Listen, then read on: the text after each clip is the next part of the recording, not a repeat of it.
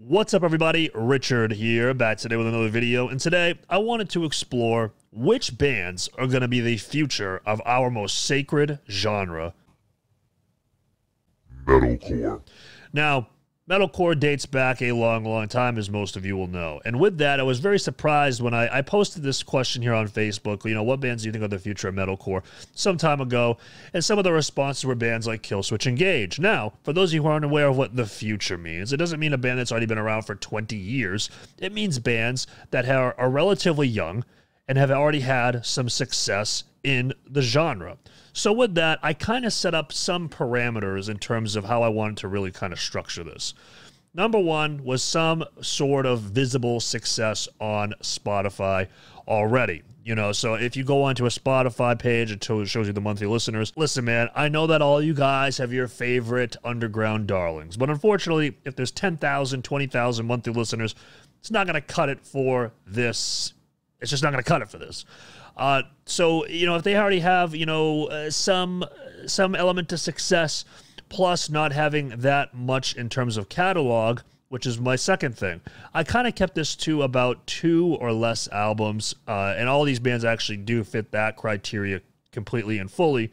And the reason for that is it speaks to the overall youth of the band, and it also speaks to the trajectory that they're going on. There's going to be many more albums beyond the 2.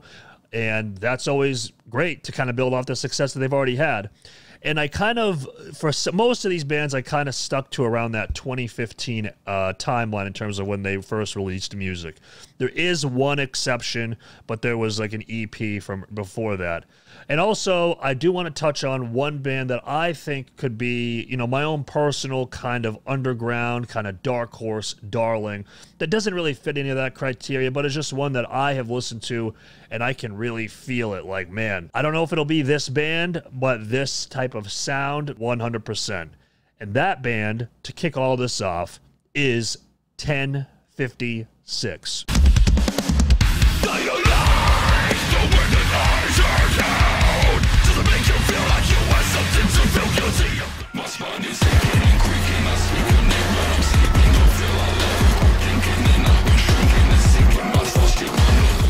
The reason why I chose 1056 is this. Number one, they are just, they're heavy, but they also factor in all those kind of more modern trap beat elements, super low-tuned guitars, and they've already had, through 2 singles, some pretty solid success on Spotify. And they're going to be releasing new music and some form of a record here in the near future.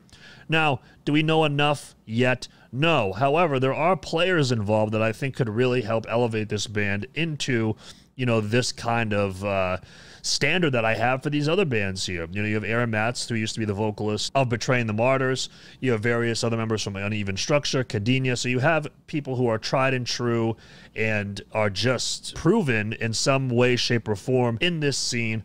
But obviously, you know, they're a little bit more underground. They've only released 2 singles. Do I think that they are going to be like the definitive future of the genre? No, but it's just a kind of a personal choice for mine. So now we're going to dive into the 5 bands that I have chosen that I think are going to be the future of metalcore, and let's dive on in. First up, this band here, I may not be a fan of all of their music.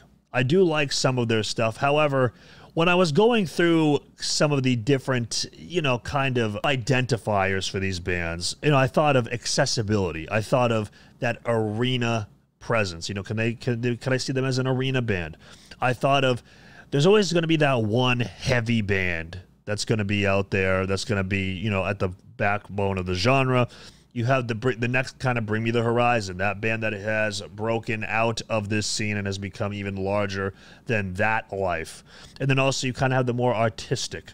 And this band here really fits that accessibility mold very, very well. And that band is Hollow Front. I never tried anything in my 20s.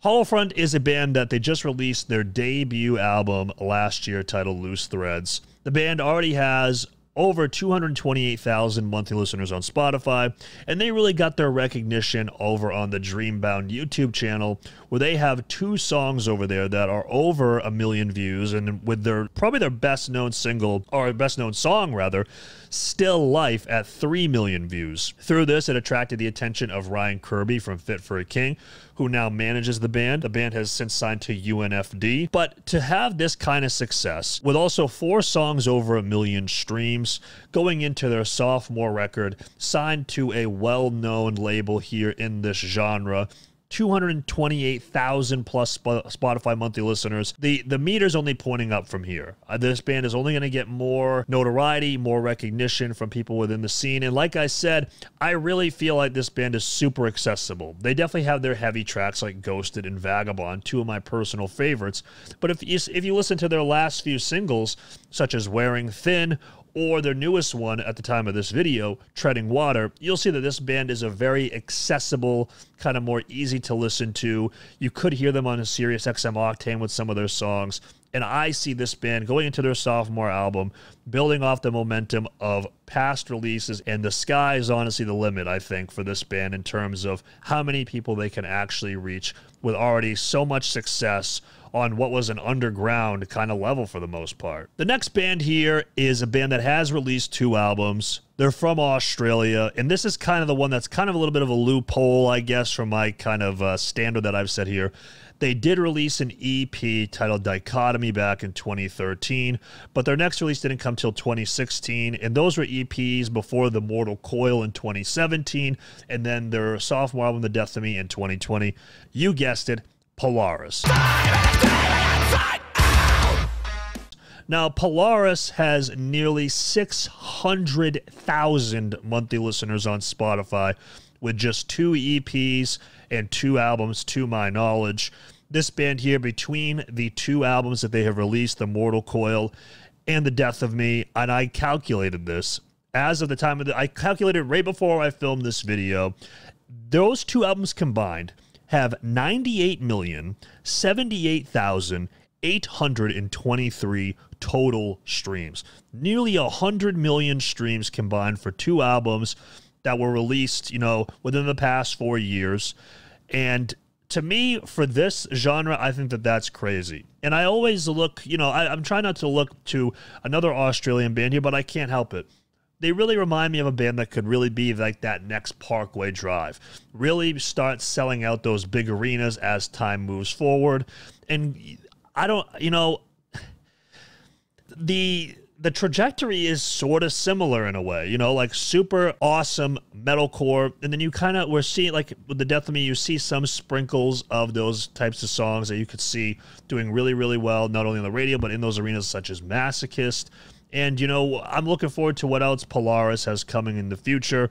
But with 2 albums and an EP from 2016 and then one from way back in 2013, nearly 100 million combined total streams on their first 2 albums. I mean, that's crazy. I mean, it really is. I mean, those are some pretty solid numbers for these guys, and I think that they're definitely going to be one of the future bands that we're going to be talking about in this genre for a very, very long time. Next up, I really want to touch on that heavy band that I think could really be that throne holder for the foreseeable future. It's not too often you see like bands such as these guys really, capture the attention of a lot of people in metalcore. Of course, as time has gone on, people in metalcore started to gravitate more and more towards that heavy style, which definitely helps.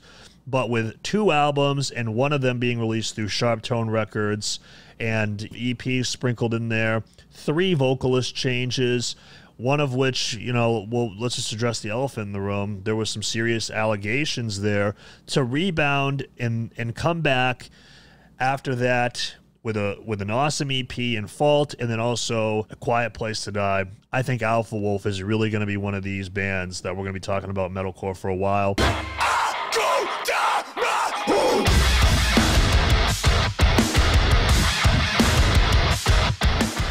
recently signed to Sharptone, you know, relatively recently, you know, a couple years at this point. 260,000 monthly listeners.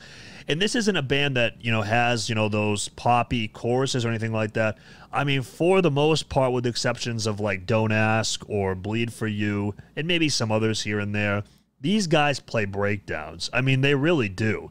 And I think that that is really catering to the type of metalcore fans we see today.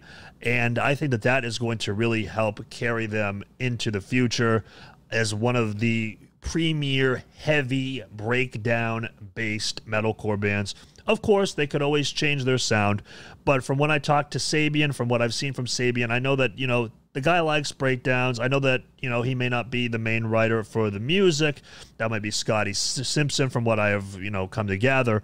But Alpha Wolf seems like a band that's going to be playing breakdowns at least more often than not. I'm excited to see a heavy band such as these guys really carry the genre forward with a breakdown-based sound. Next up, we'll just rip the Band-Aid off. You all knew this was coming.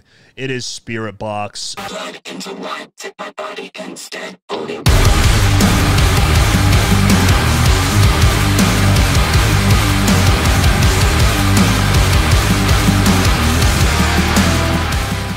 Listen, this has just been crazy, in a great way. I've talked to Mike Stringer, the guitar player. I had him on the True Shot Guest Ball podcast, and I've also talked to him in other situations as well. And the hype is very well deserved. So I looked at the songs before this upcoming album that they're going to be putting out, Eternal Blue, on September 17th through Rise Records, and there's 14 tracks in total since 2017. Now, a lot of people will be like, well, of course, Richard, they're going to get hyped. They were in I Wrestled a Bear once before. Listen, man, I get that, but have you heard the music? These types of music could not be any further from each other. I mean, very polar opposites.